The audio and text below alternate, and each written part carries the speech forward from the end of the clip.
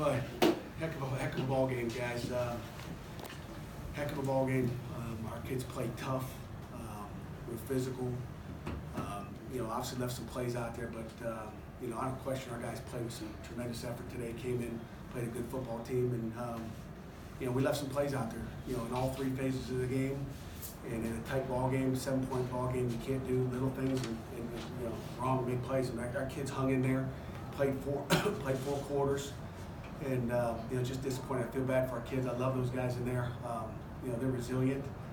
We'll bounce back,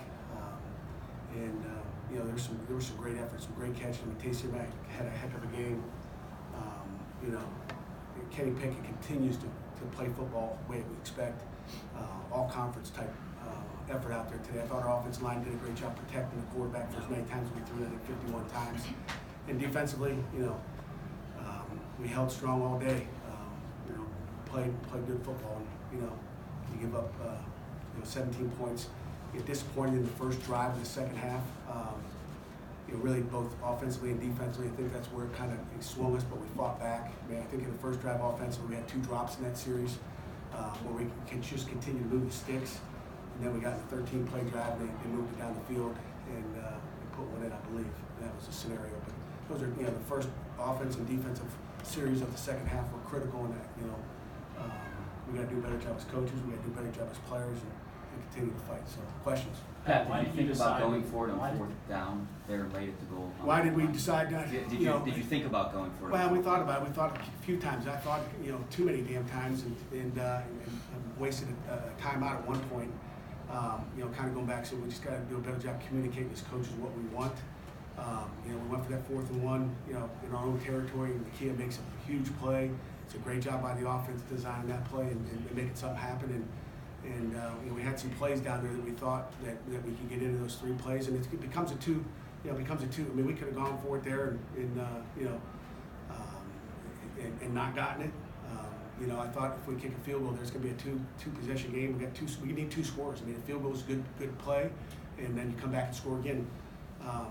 So I mean, you can go back and we can question the 4th and 1, go for it, not go for it. If we don't, if we go for it and don't get it, it's like, why didn't you kick the field goal? Because you need 2 scores anyway to win a football game, and that's what it comes down to. You need 2 scores, and we had 3 plays. I mean, I wish Kenny would have connected on the 3rd down. Got a little pressure off the edge. We didn't slam down and block long enough before we released.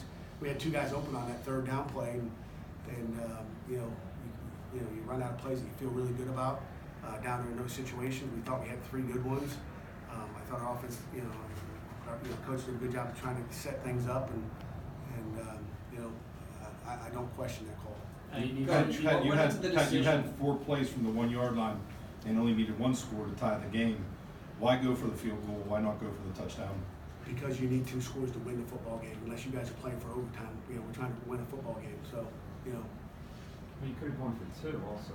That's a 1 possession. Yeah. Coach, what went into the decision to throw it on all 3 of those downs and not try to run it in from first and less than a yard and goal? Just looking at the success we had running the ball today on that front 7, and we didn't have much success. Again, like I said, we can look back at all the calls, guys. All the armchair quarterbacks, you guys all got those armchair desks there. It's easy to make those decisions. We were throwing the ball, through for over 300 yards. We felt like we had some plays open, and we'll go back and look and see what we did, and make decisions off of that. So do you just not want to play for overtime at that point? Let's say it again.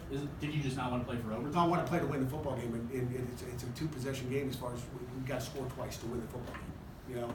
And I don't question that decision at all, really. Was it ultimately that your call?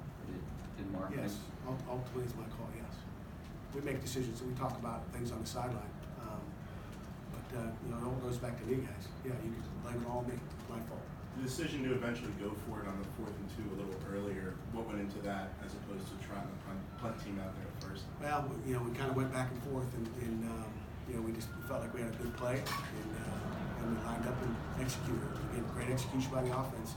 And again, like I said, we had 3 plays, down there on the goal line, and you got to, What do you feel like went into your rushing issues all game? You weren't able to ever get the running game going. you know, I mean, you gotta give them credit. You know, we'll go back and watch the tape and really make decisions on what happened there and decide what happened there. But, again, give them credit. You know, we knew the front seven, was, you know, pretty good. And, you know, that's what you do. We ran the ball. We didn't run the ball very effectively early in the game. I mean, but we felt like we had to try to establish it first and try to run the football. How much of that problems with the run went into the decision making at the end of the game?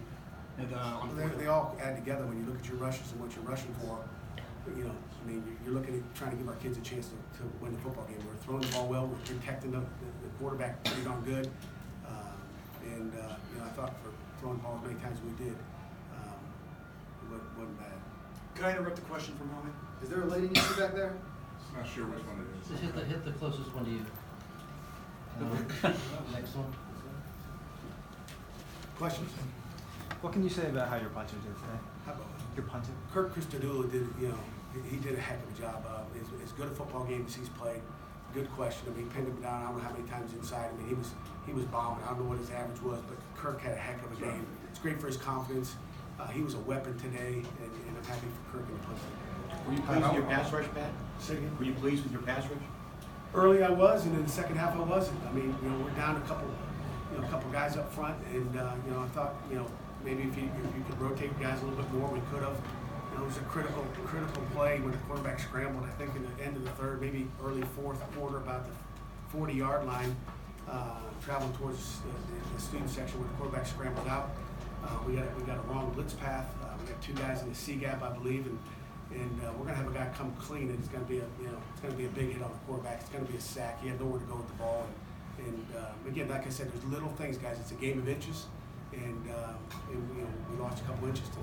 That's what it comes down Pat, to. how would you break down Kenny's play? It seemed like he was very effective, especially in that big drive in the second quarter. Kenny had, you know, I don't know if Kenny could play any better, guys. I mean, that guy played his tail off. He made some throws that you guys have not seen him make before. He's throwing it on time. He's throwing it in rhythm. You know, Kenny did a heck of a job. I mean, he started off, you know, throwing that one in the dirt early, but you know, Kenny had a heck of a ball game. Pat, you took a 10-7 lead and then kicked a 57-yard field goal right before the half. How much did that take the wind out of your sails? How hard was it to watch? You know, they right take after a sack, you know, our guys especially? came out and fought in the second half. I don't think it took the wind out of anybody's sails. I mean, it was a heck of a field goal. Give that guy, you know, credit. 57-yard field goal is not easy.